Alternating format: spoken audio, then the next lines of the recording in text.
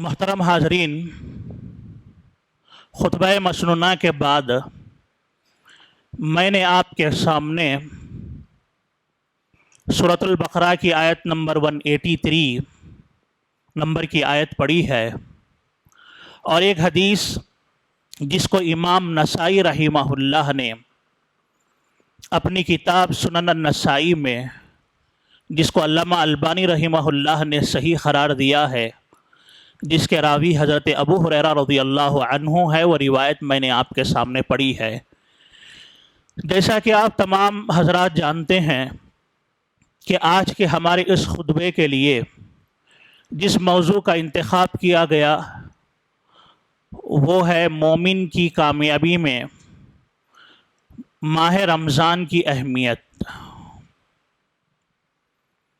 محترم حاضرین، ایک بندہ مومن کی دنیاوی اور اخروی کامیابی میں ماہ رمضان کی نہایت ہی عظیم اہمیت ہے۔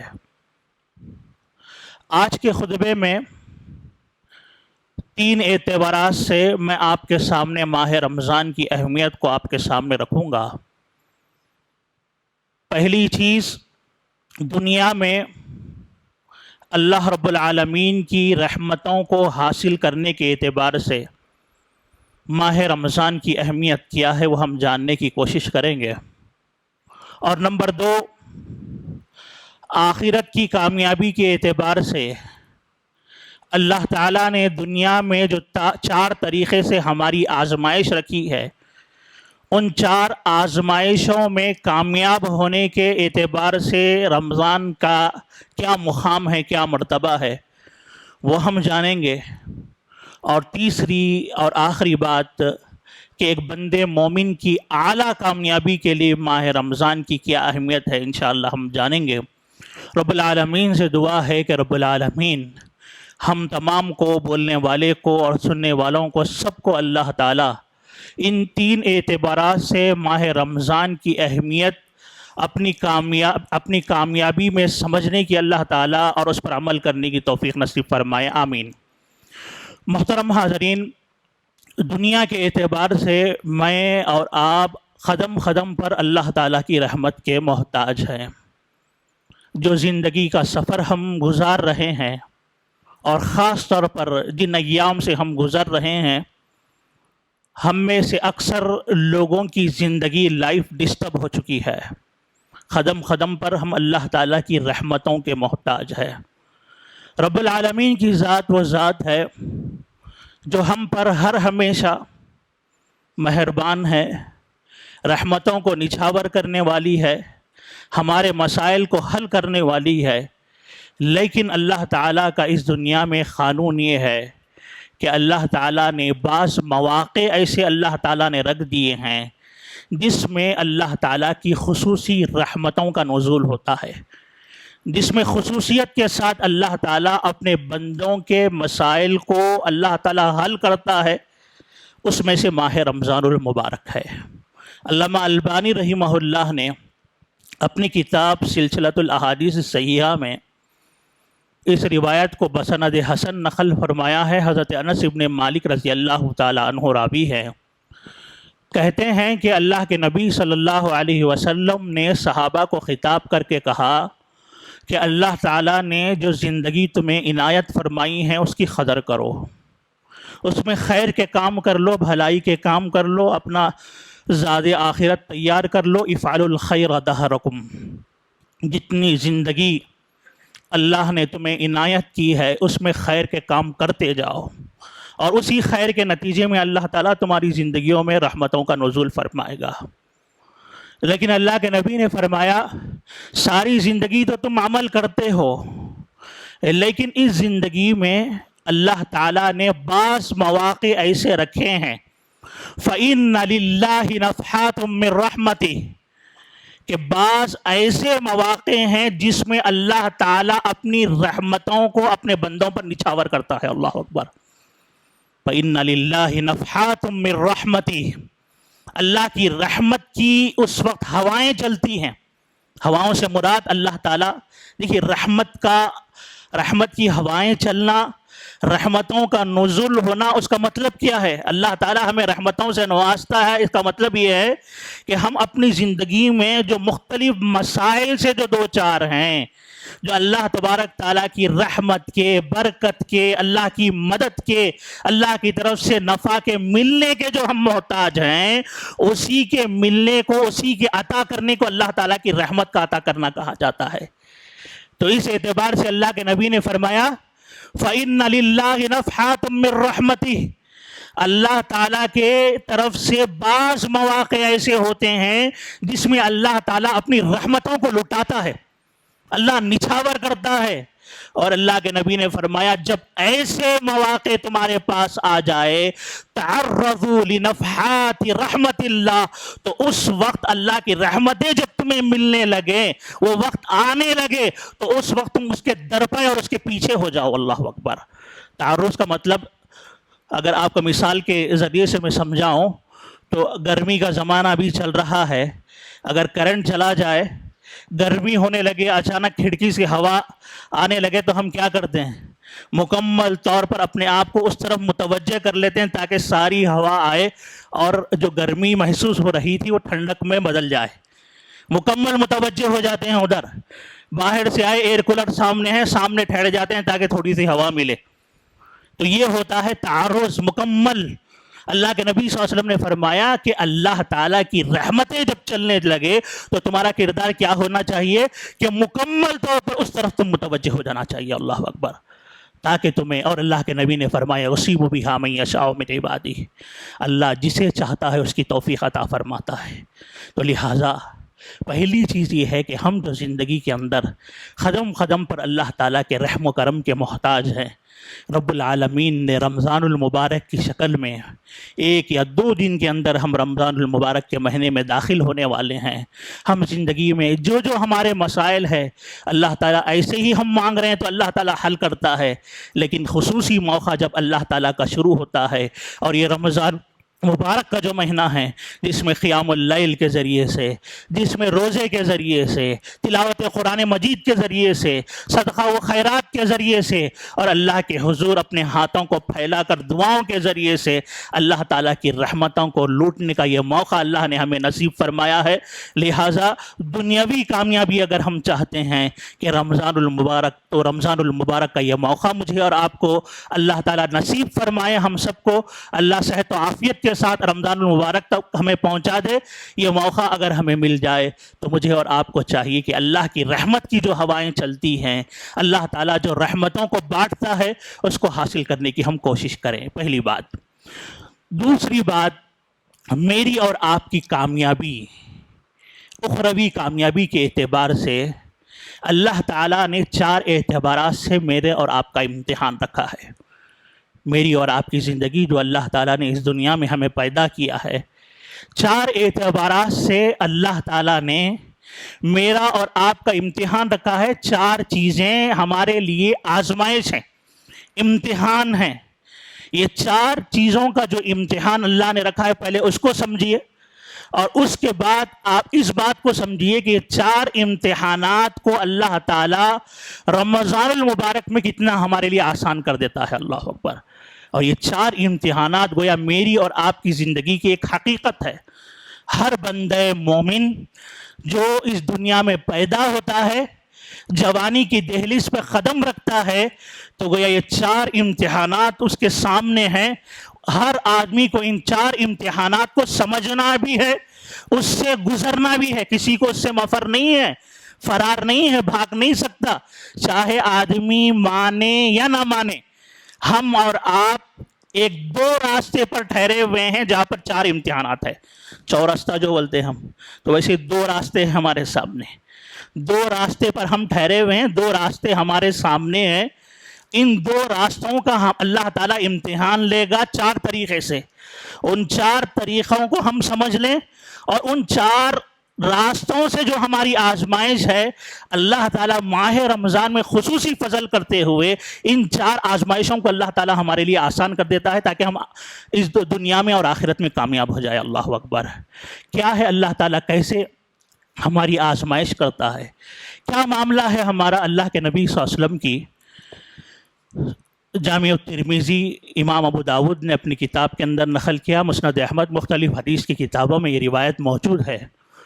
حضرت ابو ہریرہ رضی اللہ تعالی عنہ اس کے راوی ہیں، اور مختلف احادیث کی کتابوں میں مختلف صحابہ سے یہ روایت آئی ہوئی ہے، جس میں نبی علیہ الصلاۃ والسلام نے ہمارے جو 4 امتحانات ہیں اس میں سے 2 امتحانات کا اللہ کے نبی صلی اللہ علیہ وسلم نے تذکرہ کیا۔ وہ کیا ہے؟ اللہ تعالیٰ نے ہمیں اس دنیا میں پیدا کیا، اللہ تعالیٰ نے اس دنیا میں ہمیں پیدا کیا اللہ تعالیٰ کی عبادت کے لیے، یہ ہماری زندگی کا مقصد ہے۔ پیدا کرنے کے بعد اللہ تعالیٰ نے ہمارے سامنے 2 منزلیں رکھی ہیں، ایک منزل ہے جنت کی شکل میں اور دوسری منزل ہے جہنم کی شکل میں۔ 2 منزلیں اللہ تعالیٰ نے پیدا کی ہیں ہمارے لیے، 2 منزل ہے، اور انہی 2 منزلوں کے سامنے اللہ تعالیٰ نے ہمیں ٹھہرا دیا۔ یہ زندگی کی حقیقت ہے جناب، اس کو اچھی طرح سمجھیے۔ ہم اور آپ جب جوانی کی دہلیز پہ قدم رکھتے ہیں، سورۃ الانسان آج آپ نے فجر کی نماز کی دوسری رکعت میں سنا ہوگا، ابتدائی آیتیں آپ پڑھیے، تفصیل کا موقع نہیں ہے، اللہ تعالیٰ نے اسی نقشے کو کھینچا ہے اس کے اندر۔ اللہ تعالیٰ نے کہا کہ ایک وقت انسان کا ایسا تھا، کوئی قابل ذکر شے نہیں تھی، اس کا کوئی وجود ہی نہیں تھا انسان کا۔ پھر اللہ نے فرمایا کہ ہم نے ملے جھولے نطفے سے ہم نے اس انسان کو پیدا کیا، پھر اس کو ہم نے سننے اور دیکھنے والا بنایا۔ وہ انسان نطفے سے پیدا ہوا، پیدا ہونے کے بعد بچپن کا مرحلہ ہے، بچپن سے اب جوانی کے مرحلے پر آ کر ایک انسان ٹھہرتا ہے، تو یہاں سے وہ شریعت کا مکلف ہوتا ہے، یہاں سے شریعت کا مکلف ہوتا ہے۔ اب یہاں پر اجر و ثواب بھی اس کو ملے گا، اور گناہ کرے گا تو اس کو سزا بھی ملے گی، اس کے لیے وعید بھی ہے۔ اللہ نے فرمایا اب یہ جوانی کی جو دہلیز پر جو قدم رکھ چکا ہے، یہاں پر اب اس کا امتحان شروع ہو چکا ہے۔ اللہ نے فرمایا اِنَّا هَدَيْنَاهُ السَّبِيلَ إِمَّا شَاكِرًا وَإِمَّا كَفُورًا۔ انسان کو اب ہم نے جوانی پر اب ٹھہرا دیا ہے، اب وہ 2 راستے، اب یہاں پر جو 2 راستہ جو ہے، اب یہاں پر ہم جوانی کی دہلیز پہ جب قدم رکھے، اب ہم یہاں پر آ چکے، اب 2 راستے ہیں۔ اللہ تعالیٰ نے فرمایا 2 منزل ہے اور 2 راستے ہیں انسان کے سامنے۔ 2 منزل کیا ہے، 2 راستے کیا ہے؟ اللہ کے نبی صلی اللہ علیہ وسلم فرماتے ہیں کہ اللہ تعالیٰ نے بندے کے لیے 2 منزلوں میں سے ایک منزل جو پیدا کی ہے وہ جنت کی شکل میں۔ اللہ تعالیٰ نے ایک منزل ہے جو جنت ہے، دوسری منزل ہے آدمی کی، وہ جہنم کی شکل میں ہے۔ اللہ تعالیٰ نے جب جنت کو پیدا کیا تو اللہ تعالیٰ نے اعلیٰ انواع و اقسام کی نعمتوں سے جنت کو بھر دیا۔ جس وقت جنت کی پیدائش ہوئی ہے اس وقت کا اللہ کے نبی منظر کھینچ رہا ہے، اور اس حدیث کے اندر دیکھیے، آپ سمجھیے ہماری زندگی کی آزمائش کیسے ہیں، کیسے ہمارا سفر جنت اور جہنم کی طرف آگے بڑھتا ہے۔ نہایت ہی واضح انداز میں اللہ کے نبی نے سمجھایا۔ اللہ کے نبی نے فرمایا اللہ تعالیٰ نے جنت کو پیدا کیا، جنت کو ڈھیر ساری نعمتوں سے، اعلیٰ انواع و اقسام کی نعمتوں سے اللہ تعالیٰ نے بھر دیا۔ اور مختلف احادیث آپ سنتے ہیں، جنت کی نعمتیں اتنی اعلیٰ کہ وہاں کے باغات سونے کے، چاندی کے، وہاں کی 1 اینٹ سونے کی، 1 اینٹ چاندی کی، اللہ کے نبی نے فرمایا، اور زمین پر جو سنگریزے ہیں وہ موتیوں کے ہیں۔ اللہ کے نبی نے فرمایا بہت ساری حدیثیں ہیں آپ کے سامنے جس میں اللہ کے نبی صلی اللہ علیہ وسلم نے جنت کا نہایت ہی جامع نقشہ کھینچا۔ اور اس کی سمجھنے کے لیے 2 باتیں آپ سمجھ لیجئے کہ جنت اتنی اعلیٰ ہے کہ سب سے آخر میں داخل ہونے والے جنتی کے لیے جو جنت دی جائے گی اس دنیا کے مقابلے میں 10 گنا زیادہ جنت دی جائے گی۔ اللہ اکبر! اس دنیا کے 10 گنا برابر سب سے آخر میں جانے والے جنتی کو اتنا بڑا رغبہ دیا جائے گا۔ اللہ اکبر! تو پھر جو سب سے پہلے جانے والے جنتیوں کو جو دیا جائے گا، کچھ تصور کر سکتا ہے انسان وہ کتنا عظیم ہوگا، کتنا عظیم ہوگا۔ اسی لیے اللہ کے نبی نے صحیح مسلم کی روایت میں فرمایا کہ ما لا عین رأت ولا اذن سمعت ولا خطر علی قلب بشر۔ اللہ کے نبی نے فرمایا جنت کی نعمت اتنی اعلیٰ ہے، اتنی عظیم ہے کہ دنیا کا بڑا سا بڑا بادشاہ جو اعلیٰ نعمت کی، اعلیٰ درجے کی جو نعمت دیکھا ہوگا، سنا ہوگا، محسوس کیا ہوگا، لیکن جنت کی نعمت اتنی اعلیٰ ہے کہ اعلیٰ سے اعلیٰ آدمی بھی نہ تو اس کو دیکھا ہوگا، نہ تو سنا ہوگا، نہ تو اس کی اعلیٰ کوالٹی کا تصور اس کے دل پہ آ سکتا ہے۔ اللہ اکبر! اتنی اعلیٰ، اللہ کے نبی نے فرمایا معاملی ایک دستی جو جنت میں سعد بن معاذ کو عطا کی گئی ہے، وہ دنیا اور دنیا میں جتنی چیزیں ہیں اس سے بہتر ہے، اللہ کے نبی نے فرمایا۔ اللہ اکبر! تو آپ سوچیے میری اور آپ کی جو منزل، ایک منزل جو جنت کی شکل میں بنائی گئی ہے، کتنی اعلیٰ نعمتوں سے بھری ہوئی ہے، کتنی اعلیٰ ہے وہ نعمت۔ اللہ کے نبی فرماتے ہیں اللہ نے جب جنت کو بنایا اور جنت کو نعمتوں سے اللہ تعالیٰ نے بھر دیا، حضرت جبرائیل کو اللہ نے بلایا، صحیح روایت ہے، بلا کر کہا جبرائیل جنت جو میں نے بنائی ہے، جاؤ جنت کی طرف جاؤ، دیکھو اس جنت کو کہ وہ جنت کیسی ہے، اور اس جنت میں وما اعددت لأہلہا فیہا، اس جنت کے اندر جنتیوں کے لیے جو اعلیٰ قسم کی نعمتیں میں نے تیار کی ہے، بنائی ہے، پیدا کی ہے، وہ کتنی اعلیٰ ہے اس کا نظارہ کرو جبرائیل۔ اللہ اکبر!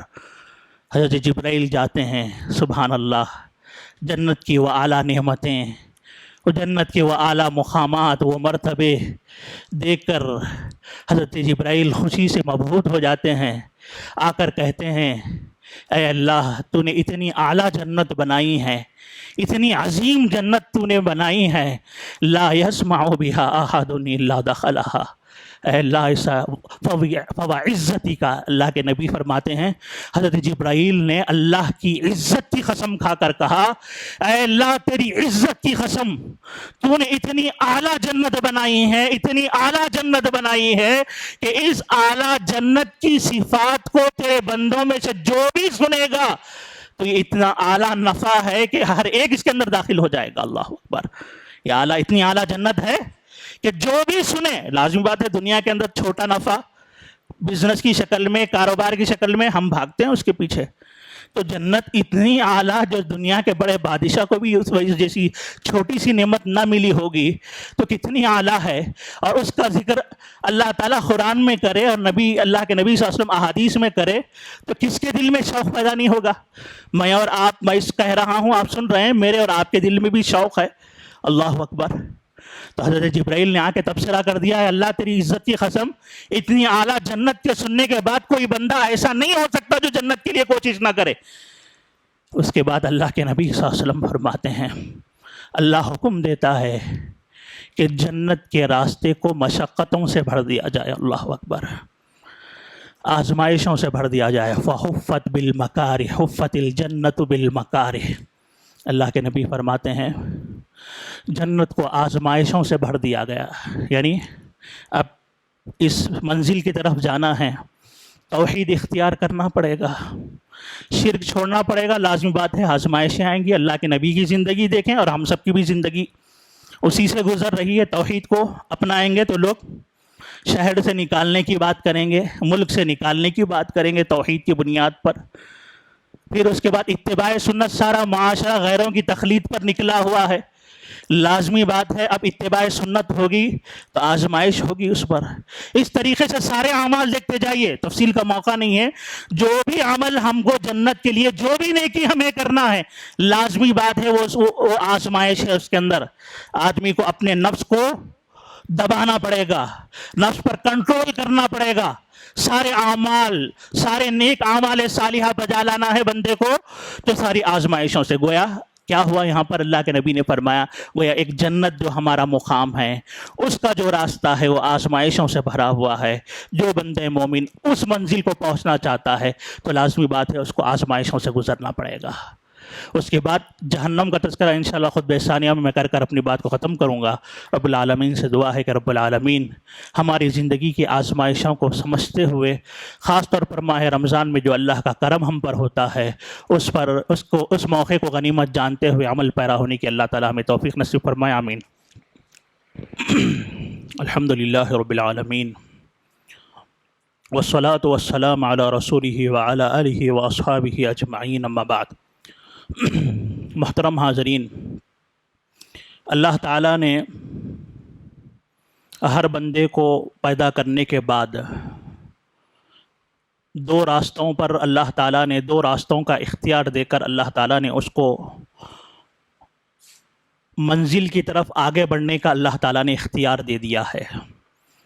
ایک منزل جنت کی شکل میں ہے جو سب سے اعلیٰ ہے، جو حقیقی ٹھکانہ ہے، اور اللہ تعالیٰ چاہتا ہے کہ میرے بندے جنت میں ہی داخل ہو، لیکن اللہ نے اس راستے کو آزمائشوں سے اللہ نے بھر دیا ہے۔ اب جنت جیسی اعلیٰ نعمت، دنیا کی چھوٹی نعمت بھی بغیر محنت اور قیمت کے نہیں مل سکتی، تو جنت جیسی اعلیٰ نعمت پھر کیسے تصور کیا جا سکتا کہ آدمی میٹھا میٹھا ہپ ہپ کڑوا کڑوا تھو تھو کرتے کرتے اللہ معاف کرنے والا ہے کہتے کہتے آدمی توحید میں بھی کمپرومائز کر رہا ہے، اتباع سنت میں بھی کمپرومائز کر رہا ہے، عبادتوں سے بھی غافل ہے، اور کہہ دے کہ اللہ معاف کرنے والا ہے، تو یہ اللہ کا قانون نہیں ہے۔ اللہ تعالیٰ نے اعلیٰ نعمت دینے کا وعدہ کیا ہے، تو اللہ نے اس کے راستے کو آزمائشیں بھی رکھی ہے۔ اللہ آسانیاں فرمائے گا، ایسا نہیں کہ ہم ایک انگارے پہ ٹھہرے ہوئے ہیں، ایسا نہیں، الحمدللہ اے سی میں ہم بیٹھے ہیں، اللہ تعالیٰ کی نعمتوں میں سکون سے خطبہ سنانے والا بھی خود سکون سے سنا رہا ہے، سننے والے بھی سکون سے سن رہے ہیں۔ اس کے ساتھ آزمائشیں ہیں اللہ تعالیٰ کی، جو قیمت ادا کر کے جنت کی طرف ہم کو آگے بڑھنا پڑے گا۔ اور اس کے مقابلے میں اللہ تعالیٰ نے جب جنت کو آزمائشوں سے، مکارہ سے، ناپسندیدہ چیزوں سے اللہ نے بھر دیا، حضرت جبرائیل کو اللہ نے دوبارہ کہا، جبرائیل اب جا کر دیکھو، جو جنت کی اتنی تم تعریف کر رہے تھے، اللہ اکبر، اب یہ جنت کو آزمائشوں سے بھرا گیا ہے، اب کیا ہے تمہارا تبصرہ، اللہ اکبر۔ حضرت جبرائیل جا کر دیکھتے ہیں، آزمائشوں کو دیکھتے ہیں، اور آ کر کہتے ہیں اللہ تیری عزت کی قسم، اب بھی عزت کی قسم کھا کر کہتے ہیں اللہ یہ آزمائشیں ایسی ہیں، اور بندوں کی غفلت کا معاملہ یہ ہے کہ اب تو ڈر ہونے لگا ہے کہ کوئی جنت میں داخل ہوگا کہ بھی نہیں، اللہ اکبر۔ تو اس اعتبار سے آدمی کو کوشش کرنا ہے، محنت کرنا ہے، یہ حضرت جبرائیل کا تبصرہ تھا۔ اور اس کے مقابلے میں اللہ کے نبی فرماتے ہیں اللہ نے جہنم کو بنایا، دردناک عذابات سے اللہ تعالیٰ نے جہنم کو بھر دیا۔ اللہ تعالیٰ نے، اللہ کے نبی فرماتے ہیں اسی روایت میں، اس قدر کہ جہنم کا ایک حصہ دوسرے حصے کو کھا رہا ہے، اللہ اکبر۔ نہایت ہی خطرناک جہنم، عذابات سے بھری ہوئی جہنم ہے۔ اور اللہ کے نبی صلی اللہ علیہ وسلم کہتے ہیں اب اللہ نے جبرائیل سے کہا جبرائیل جاؤ جہنم کو دیکھو، اور جہنمیوں کے لیے جو جو عذابات میں نے تیار کیا اس کو دیکھ کر آؤ۔ حضرت جبرائیل علیہ السلام جاتے ہیں، نظارہ کرتے ہیں خطرناک عذاب، اللہ اکبر۔ ان عذابات کا نظارہ کر کر آ کر کہتے ہیں اے اللہ تیری عزت کی قسم، اتنا خطرناک عذابات سے بھری ہوئی جہنم، تیرے بندے اس کے بارے میں سنیں گے تو اس سے پناہ مانگنے اور اس سے بچنے کے لیے اتنی کوشش کریں گے کہ کوئی جہنم میں جا ہی نہیں سکتا۔ سامنے گڑھا ہے، آگ ہے تو جائیں گے ہم؟ تو اتنی خطرناک آگ جو اس دنیا کی آگ کے مقابلے میں 69 درجے خطرناک آگ ہے، واللہ اکبر۔ اس آگ کا تذکرہ سننے کے بعد کوئی جا سکتا اس کی طرف آگے بڑھ سکتا؟ نہیں بڑھ سکتا۔ تو حضرت جبرائیل نے کہا جو بھی سنے گا ہر ایک کوشش کرے گا کہ وہ جہنم میں نہ جائے۔ اللہ کے نبی فرماتے ہیں اللہ کا حکم ہوتا ہے کہ جہنم کے راستے کو شہوات، من پسند کی چیزوں سے بھر دیا جائے، من مانی، خود کی بھی خواہش، بیوی بچوں کی بھی خواہش، من مانی زندگی سکون کی، کوئی اطاعت نہیں، کوئی فرما برداری نہیں، کوئی اللہ کا حکم نہیں، کوئی نبی کی اطاعت نہیں، من مانی زندگی اللہ نے اس سے بھر دیا، شہوات سے بھر دیا اللہ تعالیٰ نے اس راستے کو۔ پھر حضرت جبرائیل سے کہا اب جاؤ جبرائیل دیکھو کیا حال ہے جہنم کا۔ حضرت جبرائیل دیکھتے ہیں ایسی من پسند چیزیں ہیں جس سے انسان بھٹک سکتا ہے، برباد ہو سکتا ہے، تو دیکھ کر آتے ہیں اور کہتے ہیں حضرت جبرائیل علیہ السلام اے اللہ تیری عزت کی قسم، جہنم تو بڑی خطرناک تھی، جو سنے گا بچے گا، لیکن اس کے راستے میں جو من پسند چیزیں ہیں وہ اتنی خطرناک ہے کہ اب تو ڈر ہونے لگا کہ اس جہنم سے کوئی بچ پائے گا کہ نہیں بچ پائے گا، اللہ اکبر۔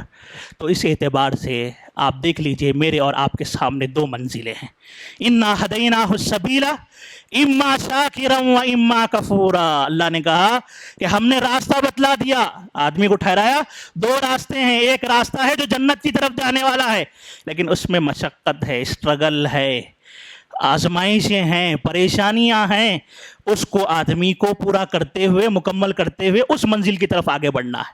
اور اس کے مقابلے میں دوسری منزل ہے جہنم، وہ منزل ہے لیکن اس کا راستہ بڑی آسانیوں سے بھرا ہوا ہے، شہوات سے، مرغوبات سے، جو من پسند چیزوں سے کچھ کرنے کی ضرورت نہیں ہے۔ آدمی بس کیا ہے، منمانی زندگی کے ساتھ زندگی گزارے اور اس منزل کو پہنچ جائے۔ اور میں اور آپ ان دونوں راستے پر سے، چاہے ہم مانے یا نہ مانے یا نہ مانے، تصور کرے یا نہ کرے، میں اور آپ ان دونوں راستوں میں سے کسی ایک راستے پر نکل چکے ہیں جناب۔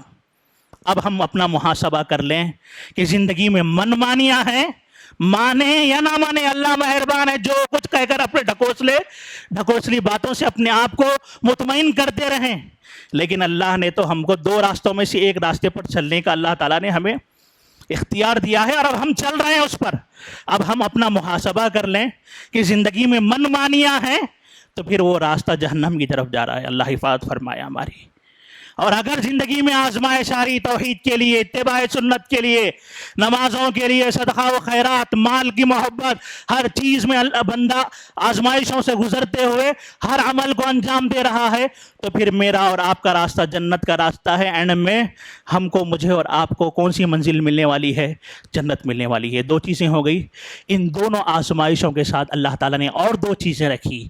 وہ کیا؟ ایک ہے اللہ تعالیٰ نے ہمارے نفس میں ایک نفس رکھا ہے جس کو نفس امارہ کہا جاتا ہے، جو برابر برائیوں کا حکم دیتا ہے۔ یعنی یہ دو راستے جو ہمارے سامنے ہیں، جہنم کا راستہ ہے، یہ شہوات ہے، نفس امارہ کہتا ہے یہ کر لے، آسان ہے، یہی کر، برائیوں کے راستے پر چل، برائیوں پر ابھارتا رہتا ہے۔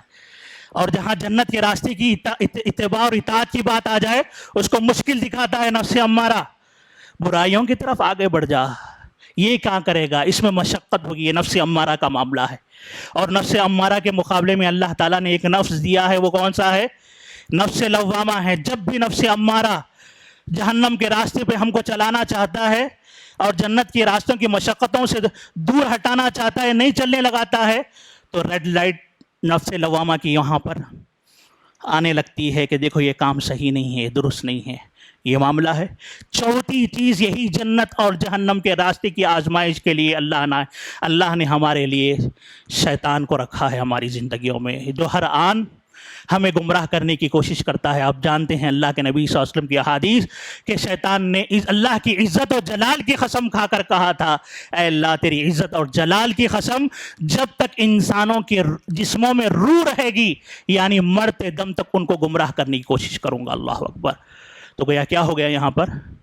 جنت کا راستہ مشقتوں والا ہے، یہ آزمائش ہے۔ جہنم کا راستہ شہوات والا ہی آزمائش ہے۔ مجھے اور آپ کو اس شعور سے زندگی گزارنا ہے، اور ساتھ میں ایک نفس ہے، نفس امارہ، جو جہنم کے راستے پر لے جانے کی پوری کوشش کرتا ہے اور جنت کے راستے سے روکتا ہے۔ اور چوتھا شیطان لعین ہے، جو برابر اپنے چیلوں کے ساتھ ہمیں جہنم کے راستے پر لے جانے کی کوشش کرتا ہے اور جنت سے روکنے کی کوشش کرتا ہے۔ تو ان چاروں چیزوں سے ہم کو آگاہ کر دیا گیا، چلنا تو تم کو جنت کے راستے پر ہے۔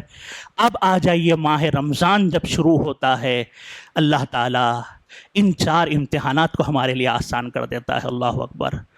یہ چار امتحانات، نفس لوامہ، نفس امارہ، جو ہم کو بار بار گناہوں پر ابھارتا ہے، جہنم کے راستے کی طرف لے کر جاتا ہے۔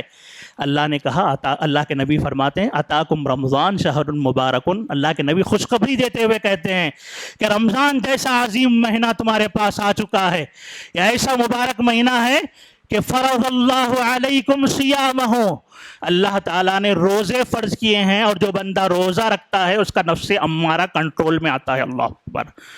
گویا اللہ تعالیٰ نے روزے جیسی عظیم عبادت، اللہ کے نبی کی حدیث ہے نا، اللہ کے نبی نے کہا، اے معاشرے کے نوجوانوں، نکاح کرو، اگر نکاح کی طاقت نہیں ہے روزے رکھو، روزے تمہاری آنکھوں کو بھی نیچے رکھتے ہیں اور تمہاری شرمگاہ کی حفاظت کے بھی ضامن ہیں، تمہارے خواہشات پر کنٹرول ہوتا ہے۔ اللہ اکبر۔ تو گویا اللہ نے رمضان میں روزے رکھ کر نفس امارہ جو ہم پر حاوی ہو جاتا ہے، جو جہنم کی طرف لے جاتا ہے، اللہ نے اس کو کنٹرول کر دیا۔ ایک احسان روزوں کے ذریعے سے اللہ تعالیٰ نے کر دیا۔ اور دوسرا شیطان لعین، جو ہر آن ہمیں گمراہ کرنے کی کوشش کرتا ہے، اللہ کے نبی نے فرمایا وَتُغَلُّ فِيهِ مَرَضَةُ الشَّيَاطِينِ، شیاطین کو اللہ تعالیٰ جہنم میں زنجیروں سے اللہ تعالیٰ جگڑ دیتا ہے۔ اللہ اکبر۔ گویا دوسرا احسان کیا ہو اللہ کا، دوسری کامیابی اللہ نے کیسے آسان کر دی کہ شیطان کو بھی اللہ نے اندر ڈھکیل دیا کہ اب یہ جو بدبخت سال کے 11 مہینے تمہیں پریشان کرتا رہتا، اب یہ جا رہا ہے اندر، اس کا موقع اللہ نے آسان کر دیا، اب آگے بڑھو، یا باغی الخیر اخبر، اللہ اکبر۔ اور جنت اور جہنم کا راستہ اللہ نے کیسے آسان کیا؟ اللہ کے نبی نے فرمایا خصوصیت کے ساتھ، تفتح فیہ ابواب السماء، آسمان کے دروازے کھولے جاتے ہیں، تفتح ابواب الرحمہ، اللہ کی رحمت کے دروازے کھولے جاتے ہیں، اور دوسری بات تفتح ابواب الجنہ، جنت کے دروازے کھول دیے جاتے ہیں۔ کیا مطلب ہے اس کا؟ جہنم کے دروازے بند کر دیے جاتے ہیں۔ ایک روایت میں ایک دروازہ بھی جنت کا بند نہیں رہتا اور جہنم کا ایک دروازہ بھی کھلا نہیں رکھا جاتا۔ کیا مطلب ہے اس کا؟ گویا اللہ تعالیٰ نے یہ جنت کا جو راستہ ہے تمہارے لیے آسان کر دیا ہے رمضان میں، یہ جہنم سے بچنے کا راستہ اللہ تعالیٰ نے تمہارے لیے آسان کر دیا ہے۔ لہٰذا یا باغی الخیر اقبل، یا باغی الشر اقصر، اللہ نے کہا رمضان ملا، روزے ملے جس سے نفس تمہارا کنٹرول میں ہے، جنت کے دروازے کھلے گئے، جنت کے اعمال کرنا تمہارے لیے آسان ہو گیا، جہنم کے دروازے بند کر دیے گئے، گویا جہنم سے بچنا آسان ہو گیا، اور اللہ تعالیٰ نے شیاطین کو بند کر دے کہ تمہارے لیے جنت کا راستہ اللہ تعالیٰ نے آسان کر دیا۔ تو اب اتنا عظیم موقع اپنی کامیابی کے لیے اللہ تعالیٰ نے ایک مہینہ ہم کو عنایت فرمایا ہے جناب، اور اس کے باوجود بھی اتنا عظیم موقع، اتنی آسانیاں اللہ تعالیٰ کی طرف سے ملنے کے باوجود پھر بھی ہم اس مہینے کی اگر قدر نہ کریں، اس کی اہمیت کو نہ سمجھے، تو پھر وہی بات ہے کہ جبرائیل امین اللہ کے نبی صلی اللہ علیہ وسلم ممبر پر چڑھ رہے تھے، 3 مرتبہ اللہ کے نبی نے آمین کہا تھا، اس میں سے ایک مرتبہ اللہ کے نبی نے جو آمین کہا تھا وہ کیا تھا؟ جبرائیل امین نے بددعا دی تھی کہ جس شخص نے رمضان کو پا لیا لیکن اس کی عبادات سے اس مہینے سے فائدہ نہیں اٹھایا، اپنی مغفرت نہیں کروا لی، اس پر اللہ کی لعنت ہو۔ تو اللہ کے نبی نے آمین کہا تھا۔ اب سوچئے اللہ نے اتنے اعتبارات سے ہمارے لیے آسانی کر دی، نہ صرف یہ کہ اللہ تعالیٰ نے درجات کے اعتبار سے بھی، یاد رکھیے رمضان المبارک صرف اللہ کی رحمتوں کو حاصل کرنے کا اہم موقع اتنا ہی نہیں، کامیابی ہی نہیں، بلکہ کامیابی میں بھی اعلیٰ کامیابی کے اعتبار سے بھی اللہ کے نبی نے حضرت طلحہ بن عبید اللہ رضی اللہ عنہ کی روایت میں 2 بھائی جو آئے تھے ان کے پاس اختصار کے ساتھ، دوسرے بھائی کو 1 سال کا رمضان ملا تھا، 1 سال زیادہ ملا تھا اور رمضان المبارک کا مہینہ ملا تھا، تو وہ اپنے شہید بھائی سے پہلے جنت میں چلے گئے، اللہ اکبر۔ اور اللہ کے نبی نے فرمایا تھا اپنے شہید بھائی سے پہلے جانے کی وجہ کیا ہے کہ انہوں نے 1 سال پایا تھا، انہیں رمضان کی عبادتیں ملی تھی، انہی عبادتوں کی وجہ سے اللہ نے جنت میں ان سے پہلے ان کو داخلہ نصیب فرمایا۔ اس اعتبار سے آپ یہ ساری باتیں آپ اپنے سامنے رکھیں تو گیا 3 باتیں آپ کے سامنے آئی۔ ایک یہ کہ دنیا میں اللہ کی رحمتیں چاہتے ہیں ہم، یہ خاص موقع ہے رمضان المبارک، اس کی ہم قدر کریں۔ دوسری بات 4 امتحانات، 4 طریقوں سے جو اللہ ہم کو آزماتا ہے، 4 چیزوں کے ذریعے سے، اس میں بھی اللہ تعالیٰ نے رمضان المبارک میں ہمارے ساتھ آسانی کی ہے۔ تیسرا یہ کہ رفع درجات کی بلندی کے لیے بھی رمضان کا مہینہ نہایت ہی اہمیت کا حامل ہے۔ لہٰذا مجھے اور آپ کو چاہیے کہ اس مہینے کی قدر کرتے ہوئے زیادہ سے زیادہ اس میں جو عبادتیں فرائض کے طور پر ہے اور جو نفل کے طور پر ہے، زیادہ سے زیادہ ہم کرنے کی کوشش کریں تاکہ اللہ تعالی ہم سے راضی ہو جائے، نتیجے میں اللہ تعالی ہم پر مہربان ہو، اپنی رحمتوں کا نزول اللہ تعالی فرمائے اور آخرت بھی ہماری کامیاب ہو جائے اور آخرت میں ہمارے درجات بھی بلند ہو جائے۔ اللہ تعالی ہم تمام کو اس کی توفیق نصیب فرمائے، آمین ثم آمین۔ اللہ وملائکتہ یصلون علی النبی یا ایھا الذین آمنوا صلوا علیہ وسلموا تسلیما۔ اللہم صل علی محمد وعلی آل محمد کما صلیت علی ابراہیم وعلی آل ابراہیم انک حمید مجید۔ اللہم بارک علی محمد وعلی آل محمد کما بارکت علی ابراہیم وعلی آل ابراہیم انک حمید مجید۔ ان اللہ یأمر بالعدل والإحسان وإیتاء ذی القربى وینہی عن الفحشاء والمنکر والبغی یعظکم لعلکم تذکرون۔ اذکروا اللہ یذکرکم وادعوہ یستجب لکم ولذکر اللہ اکبر واللہ یعلم ما تصنعون۔